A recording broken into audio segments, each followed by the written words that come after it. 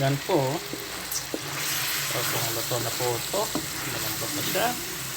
Ang ating spicy baboy ramo adobo with pineapple juice.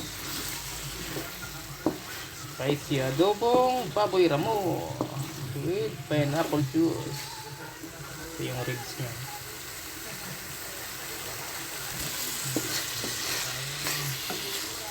Galing sa bundok. Baboy ramo na inadobo natin. Galing sa Bukidnon.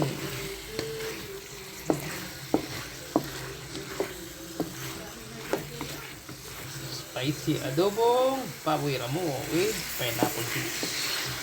Please like, subscribe. Maraming salamat sa panonood.